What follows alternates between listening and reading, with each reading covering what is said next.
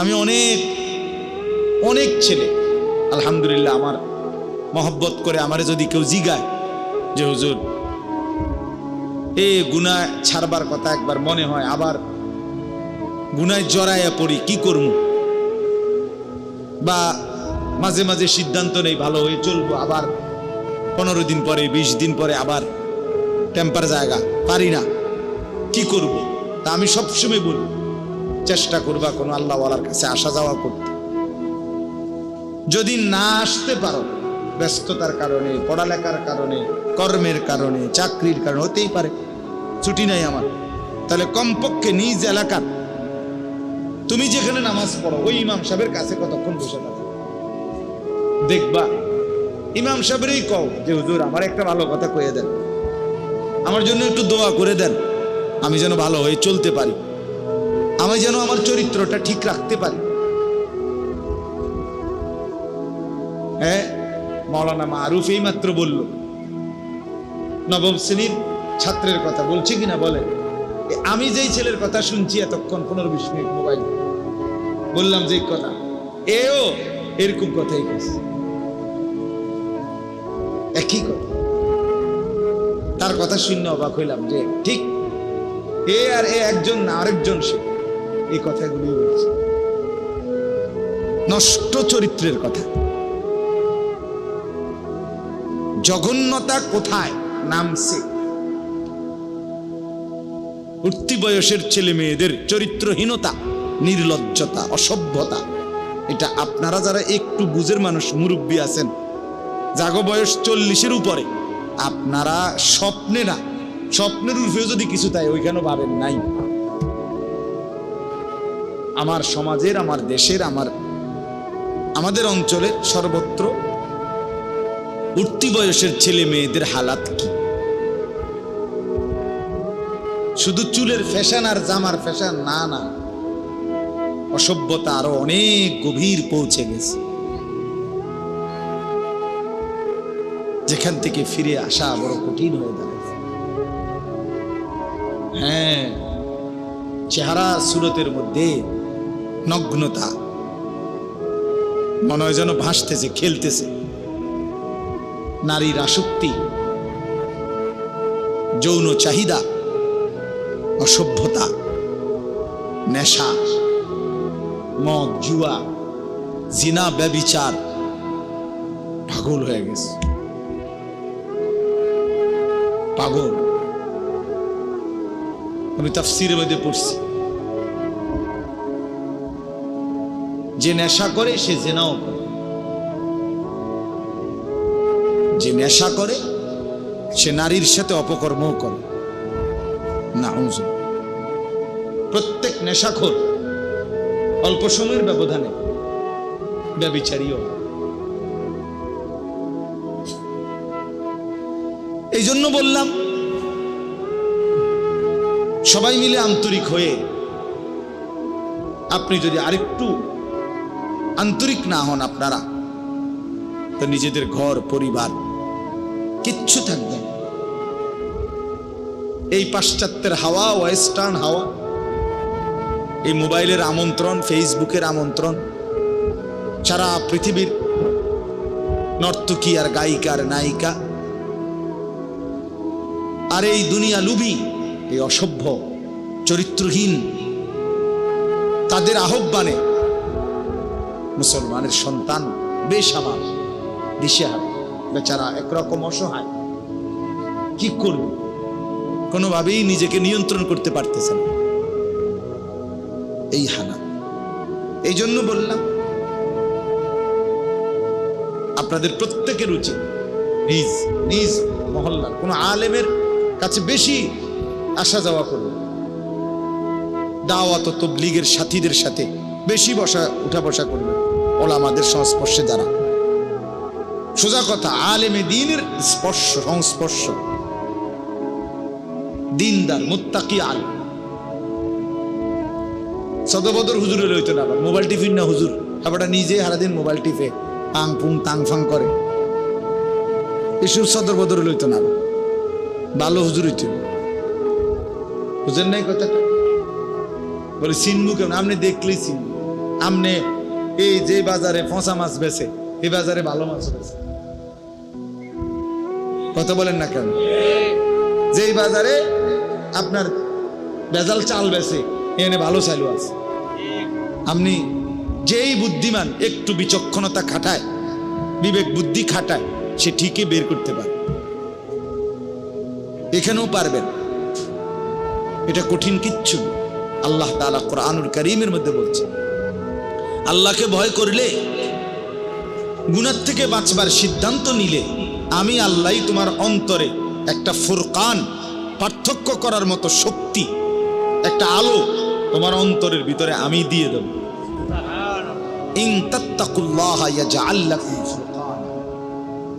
আল্লাহ তুমি যদি আল্লাহকে ভয় করো, গুনাহ ছেড়ে দাও, মজবুত সিদ্ধান্ত নাও যে আমি নাফরমানির রাস্তা ছেড়ে দেব, কিন্তু কিভাবে ছাড়বো, নেক কাজ করব, আমি কিভাবে করব, এমন একটা দরকার যদি তোমার হয়, আল্লাহ বলেন ইয়াজআল লাকুম ফুরকানা, আল্লাহই তোমাদের জন্য দিয়ে দিবেন ফুরকান, পার্থক্য করার মতো যোগ্যতা, শক্তি, এমন একটা ভেতরের স্পিরিট, এমন একটা শক্তি আল্লাহ দিবে। এটা দিয়েই তোমার অন্তরেই তোমার দিল বলে দিবে কোনটা হক কোনটা না হক, কোনটা ভালো কোনটা মন্দ, কোন কথাটা ভালো কথা, কোন কথাটা মন্দ কথা। আপনি বুঝেন না? কথা বলেন না কেন? কোনটা হাসি কোনটা কান্না আপনারা বোঝেন না? কোনটা ভালো মানুষের হাসি, কোনটা সিটারের হাসি, বাটফারের হাসি আপনারা বোঝেন না? কথা বলেন। মানুষ তো বুঝে, যেই কোনো মানুষই বুঝে, এটা তো সহজ বিষয়। এই জন্য আমরা প্রত্যেকেই, আমি মারুফের কথা বলতে গিয়ে কথাগুলো বললাম, আমি খুব লম্বা করতে চাই না, রাত হয়েছে অনেক। আলহামদুলিল্লাহ তার বয়ানও আপনারা শুনছেন। আমার প্রথম কথা হইল এই, আপনাদের কাছে অনুরোধ করছি, প্রত্যেকেই স্থানীয় ওলামা, ইমাম, খতিব, তাদের সাথে সম্পর্ক বাড়াবেন। বুঝিনি আমার কথাটা কমছে? বাড়াবেন ইনশাআল্লাহ। বেশি বসবেন, ওনারই কইবেন, ইমাম সাহেব হুজুর আমারে দুইটা কথা বল, একটা কথা কোন, একটা মিনিটে বলেন। হাদিসের মধ্যে আছে, বহু সাহাবী এরকম নবীজির কাছে আসছে, আয়েশা বলছে ইয়া রাসূলুল্লাহ আমারে একটা কথা কইয়া দেন। নবীজি এক কথা বলছে, ওয়াজ শেষ, লা তাগদাব। একজন কইছে রাগ করে খালাস, ওয়াজ। ওয়াজ কি করছে কদ্দুর? এই কথাইটাই ওয়াজ, যে লা তাগদাব, কি করিও না। আরেকজনে বলছে আমি সারাক্ষণ করতে চাই এমন একটা আমল কর, বলছে লা ইয়াজালু লিসানুকা রাতবান বিযিকরিল্লাহ, আল্লাহ তাআলার জিকির দিয়া জিহ্বা ভিজায়া রাখবা, যাও এটাই বলো, খালাস।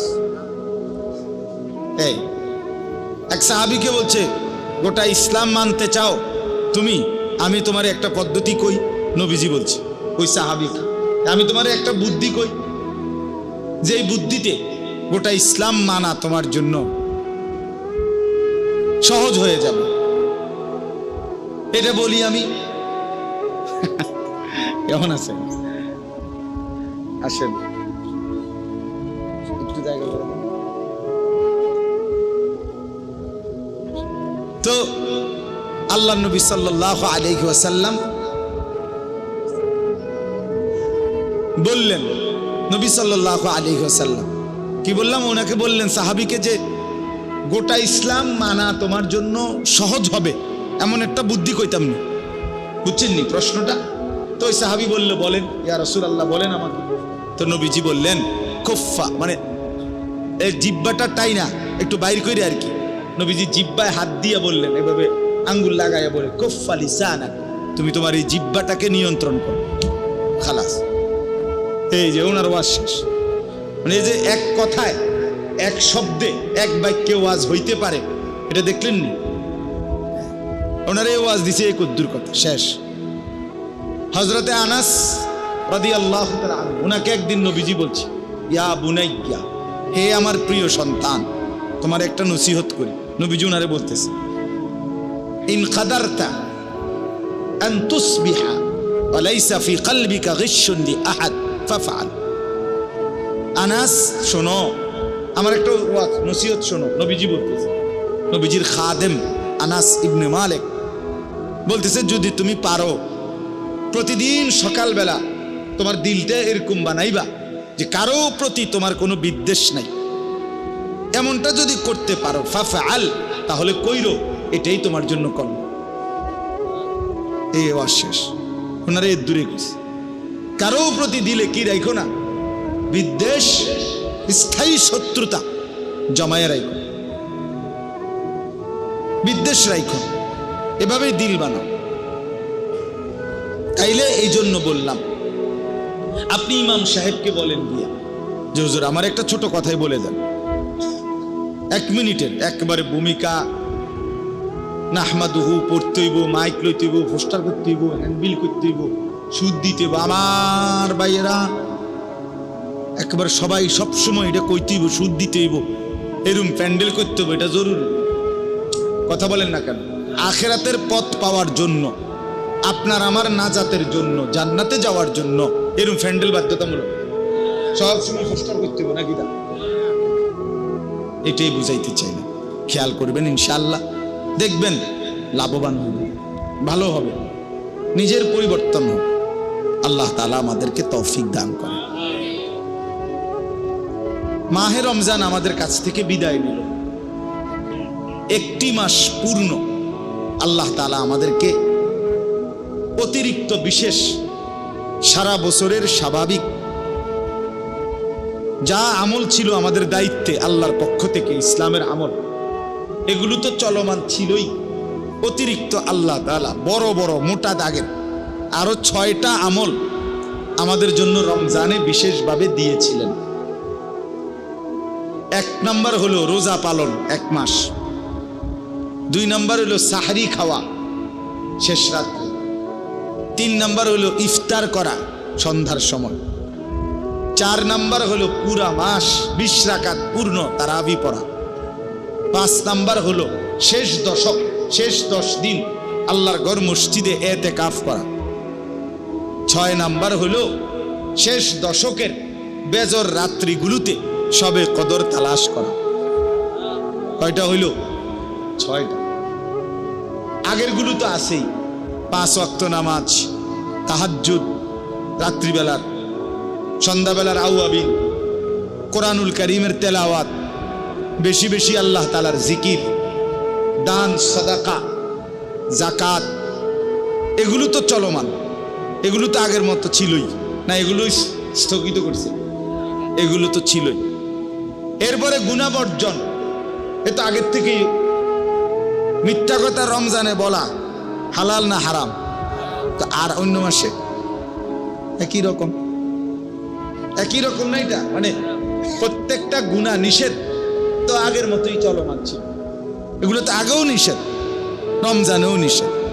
তাহলে যাবতীয় পূর্বের আদেশ নিষেধ চলমান অবস্থায় আল্লাহ তাআলা আরো অতিরিক্ত 6টি বড় বড় আমল দিয়ে আমাদেরকে আল্লাহ তাআলা মাহে রমজানকে সাজিয়েছেন, আয়োজন করেছিলেন।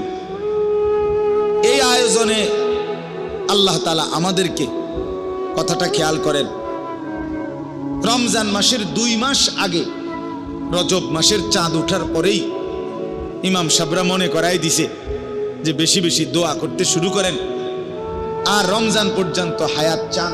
আল্লাহুম্মা বারিক লানা ফি রাজাবা ওয়া শাবান ওয়া বাল্লিগনা রমাদান। তাহলে রমজানের 2 মাস আগে থাকতে আল্লাহর বান্দা ইমানদাররা দোয়া শুরু করছিল রমজান পাওয়ার জন্য, কিন্তু ওই 2 মাসে দোয়া করতে করতে দোয়া অবস্থায়ও অসংখ্য মানুষ রমজান পায় নাই, কবরে চলে গেছে। কথা বলেন, রমজানের আগের 2 মাস মানুষ মারা গেছিল কেউ? আচ্ছা, রমজান মাস আসলো,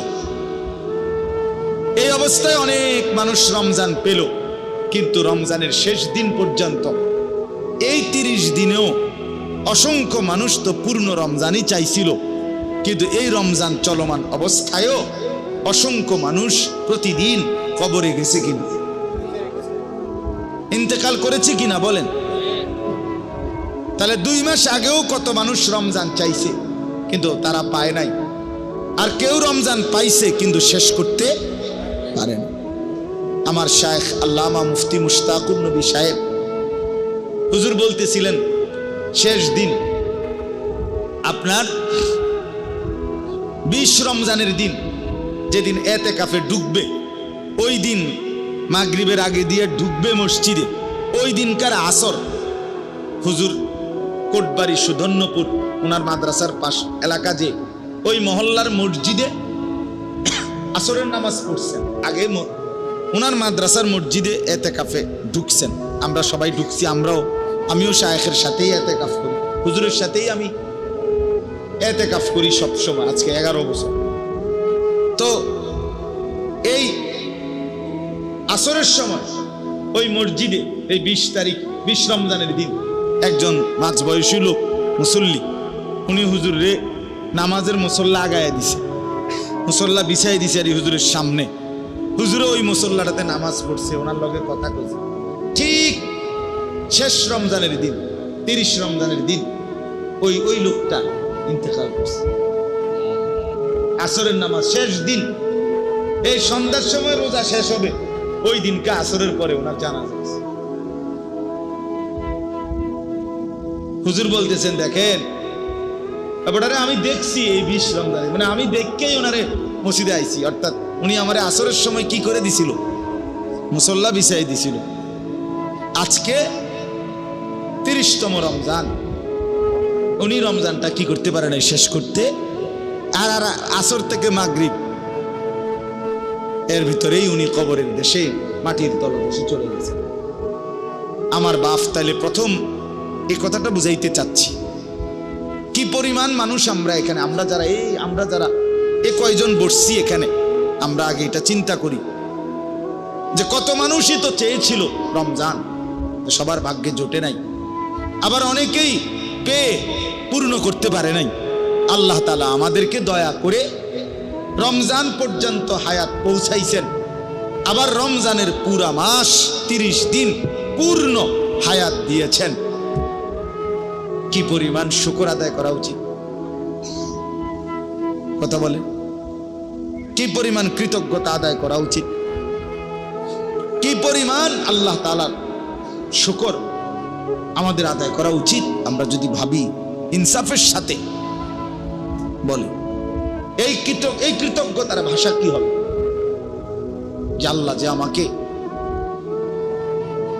এতেকাফের মধ্যে জান্নাতের রাস্তা আছে কিনা, জান্নাতের রাস্তার সামান এগুলো, জান্নাতে যাওয়ার উপকরণ এগুলো, তাহলে এগুলো যে আল্লাহ তাআলা আমাকে তৌফিক দিলেন করবার, পালন করার, আমাদের কি পরিমাণ কৃতজ্ঞ হওয়া উচিত ছিল, কি পরিমাণ শুকর আদায় করা উচিত, এটা হলো দেখার বিষয়। এক নাম্বার একটা বিষয় গুরুত্বপূর্ণ। আর আরেকটা বিষয় হলো, আমি শুধু এই 2টা কথাই বলব, মাগরিব বাদে এই 2টা কথাই বলছি, এখনো বলতে চাই।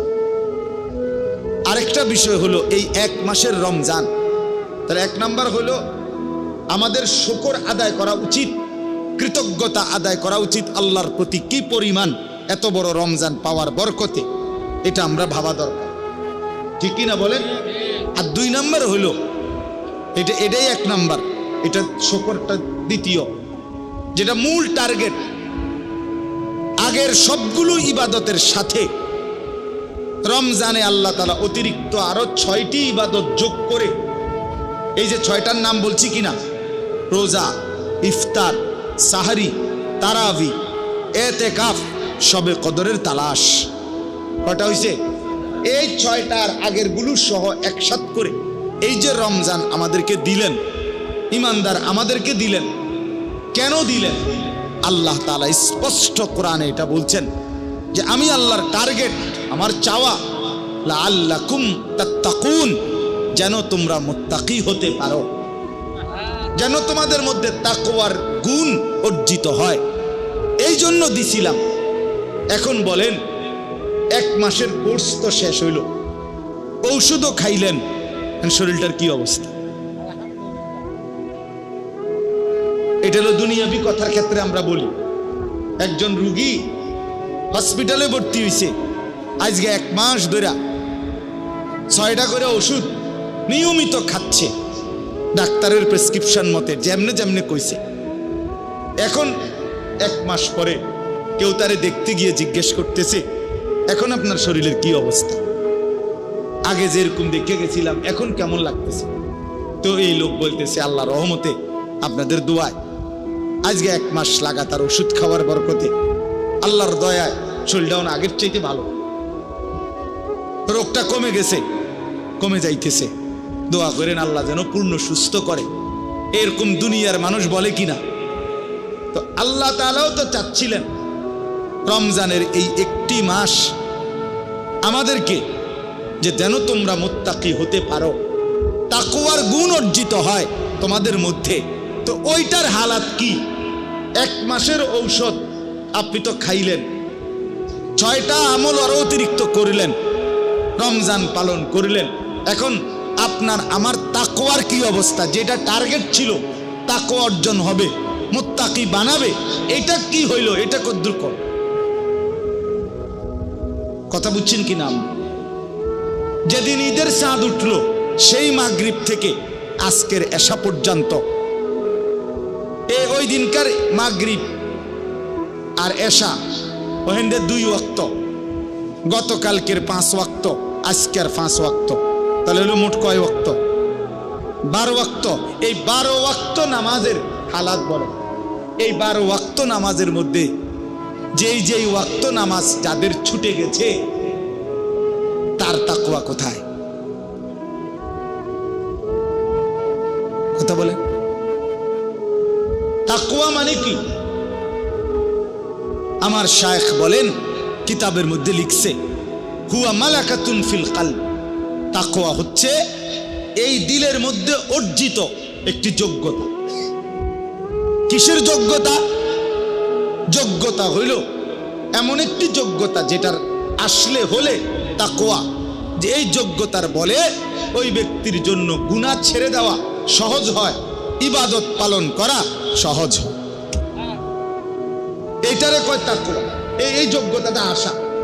রমজানের 1 মাসের টার্গেট ছিল এই যোগ্যতাটা আপনার মধ্যে আসবে। এই 6টা ওষুধ দিছে আপনারে, রোজা, ইফতার, সাহরি, তারাবি, এতেকাফ, শবে কদর, যেন আপনার মধ্যে ওই যোগ্যতাটা আসে, তাকওয়ার যোগ্যতাটা।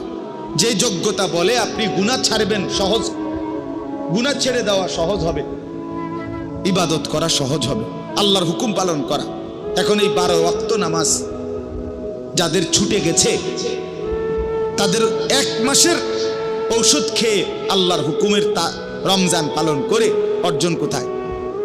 তাকওয়া কই? গুনাহ না হওয়া, ইবাদত পালন করা, এটাই তো তাকওয়া। তো এটা কই বলেন? ঈদের আনন্দ, ঈদের ব্যস্ততার পরেও ভিতরেও আপনারা যে এতগুলো মানুষ আল্লাহর কথা শুনতে বসছেন, আপনারা আসলে রীতিমতো আল্লাহর ওলি, ভালো মানুষ। আপনার আল্লাহ তাআলা আপনাদেরকে ভরপুর কবুল করে। এই মুহূর্তে মানুষ খুব বেশি ব্যস্ত, ঈদ উদযাপন করতেছে। রমজান যাই করছে না করছে, ঈদ খুব জমজমাট উদযাপন করতেছে। এর ভেতর দিয়েও আলহামদুলিল্লাহ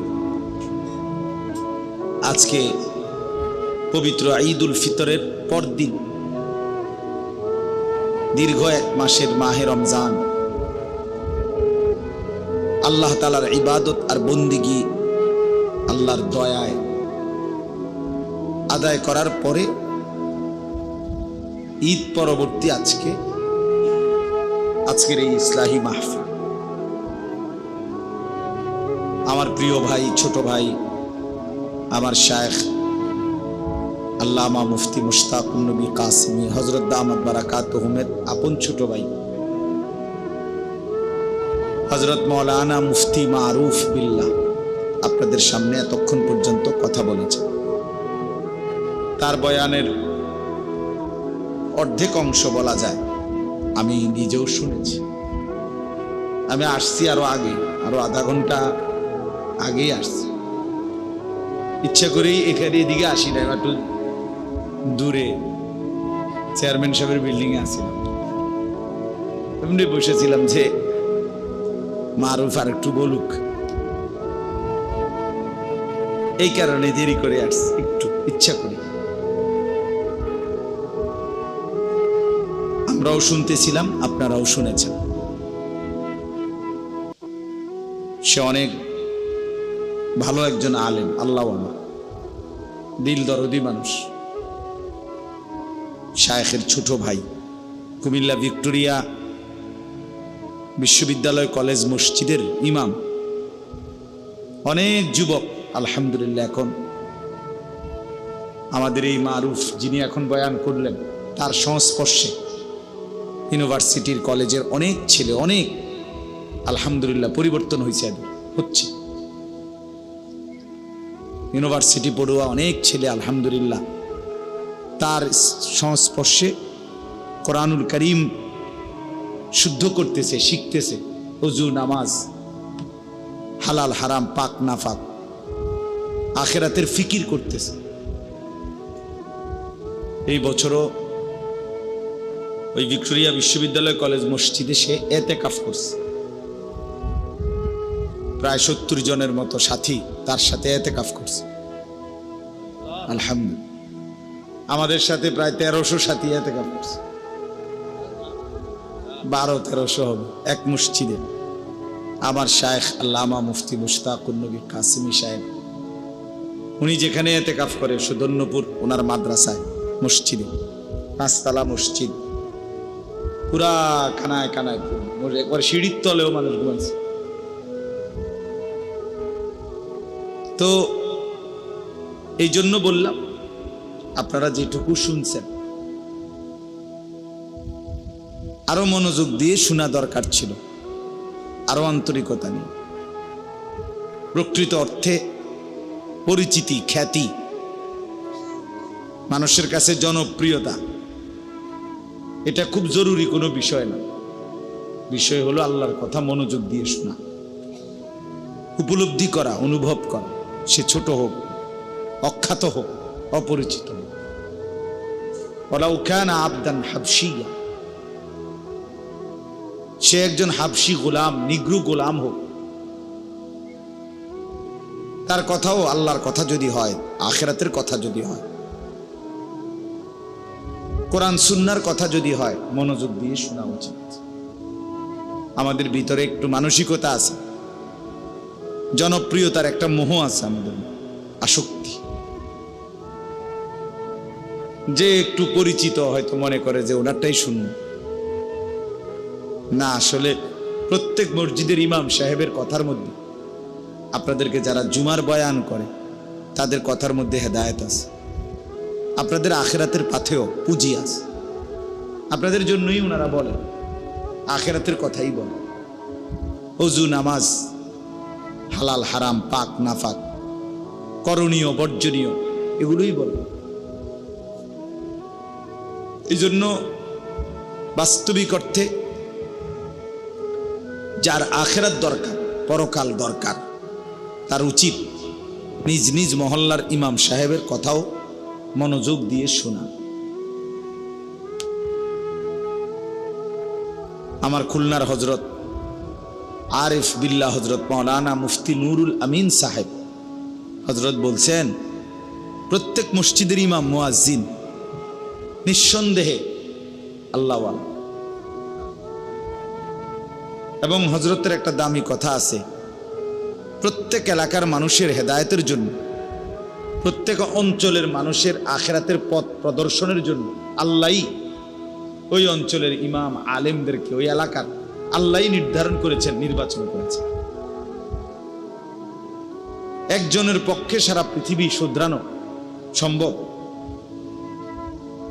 সম্ভব বলে? প্রতিদিন যদি 10,000 মানুষ মনে করেন আমার মুরিদ, এখন আমি 10,000 মানুষের দুনিয়ার যাবতীয় প্রশ্ন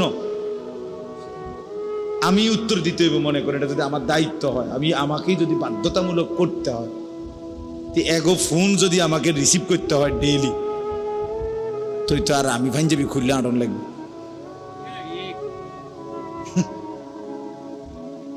মনে করেন আজকে এই আসার পথে আমি এখন 2,500 নারায়ণগঞ্জ ওইখান থেকে বয়ান করে আসছি, মাগরিব বাদ ওইখানে বয়ান করছে।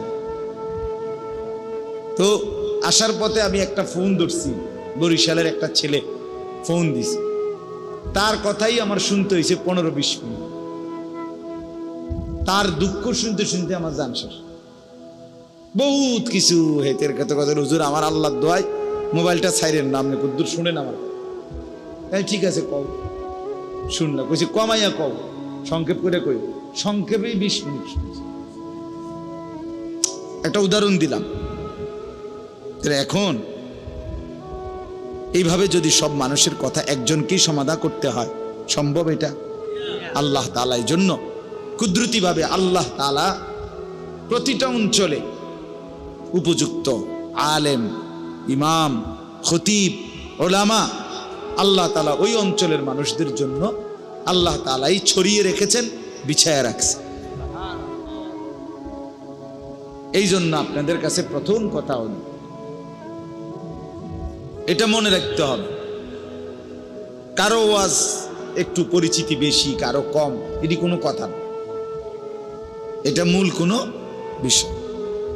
মূল বিষয় হলো আমার আখিরাতের পুঁজি আমার গ্রহণ করলাম কিনা, আমার আখিরাত সুন্দর হবে কিনা, আমি কবরে আযাব থেকে মাফ পাবো কিনা, আমি জাহান্নাম থেকে বাঁচবো কিনা। যদি এটা মানসিকতা হয়, তাহলে আপনার ইমামের কথার দ্বারাই, আপনার মসজিদের খতিবের কথার দ্বারাই আপনার জিন্দেগির পরিবর্তন হবে। যেমন এই প্রমাণ বললাম, ওই ভাই এই মোবাইল এটা লইয়া ব্যস্ত, এই হাতের মোবাইল এগুলো নামা, ভাই ভাই এটা নামান, নেন পকেটে নেন, খটরমটর করেন না। মোবাইল দিয়ে রেকর্ড করতে হলে এরকম স্ট্যান্ড কিনে আনবেন, অথবা এরকম বাঁশ লাগাবেন, বাঁশের আঘাত মোবাইল টাঙ্গাই দিন। হাতের মধ্যে রাখলে এটা শুধু খরচা মচর, বাকি সাথের লোকদেরও ডিস্টার্ব হয়। বুঝেন নাই কথাটা?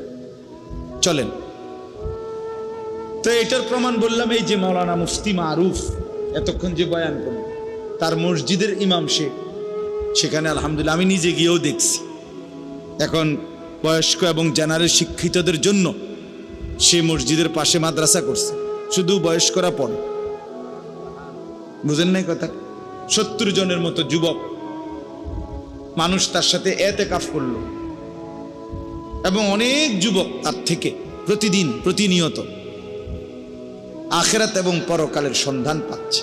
তাহলে কেউ যদি মনোযোগী হয়, আন্তরিক হয়, তাহলে নিজ মসজিদের ইমাম সাহেবের কাছেই তার হেদায়েতের সামান, উপকরণ আছে। আছে কিনা বলে? এটার প্রমাণ বললাম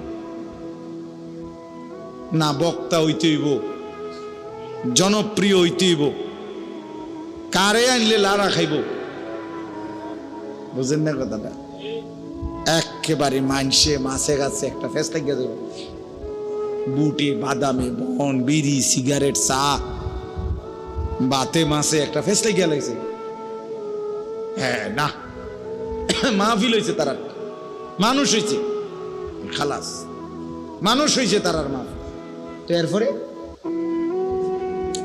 মানুষ হয়েছে তো বুঝছি, বন বিড়িও খুব বেচা হয়েছে, বুটমুড়িও বেচা হয়েছে খুব, কিন্তু পরিবর্তন কদ্দূর হয়েছে সেটা কোন কথা বোঝেন নাই? কথা তো ছিল এই, কথা তো ছিল এই, পরিবর্তন হলো কোথায়? নামাজি বাড়ছে কয়জন? আখিরাতের ফিকির বাড়ছে কয়জন? চোখে পানি এসেছে কয়জনের? আল্লাহর ভয় তৈরি হয়েছে কয়জন? এটা বলে। এই জন্য আমি অনুরোধ করলাম, যে কয়জন বুঝছেন, যিনি বুঝছেন, এটা মনে রাখবেন। প্রত্যেক অঞ্চলে আপনাদের এলাকার যারা উলামায়ে কেরাম, তাদেরকে কদর করুন। বলেন ইনশাআল্লাহ। নিজের ইমাম, নিজের মসজিদের মুয়াজ্জিন, নিজের মসজিদের খতিব, নিজ এলাকায় যে সমস্ত আলেমরা আছে, ওনাদেরকে কদর করুন।